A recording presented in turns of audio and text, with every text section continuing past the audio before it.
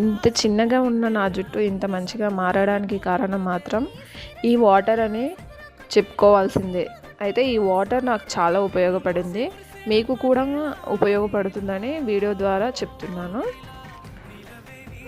అయితే first water తీసుకొని, మన జుట్టుకి తగినన్ని వాటర్ తీసుకొని, వాటర్లో లవంగాలు, కరివేపాకు, మెంతులు, కావలిస్తే రైస్ కూడా వేసుకోవచ్చు. ఓసారి నేను రైస్ వేసుకుంటాను, ఒక్కొక్కసారి వేసుకోను.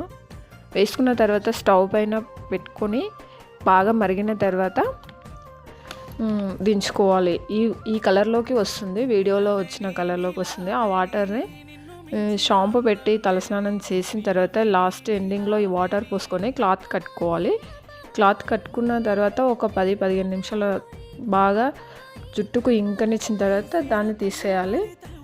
స్మెల్ కూడా భలే వస్తుంది ఈ వాటరు. అయితే చాలా ఉపయోగపడుతుంది.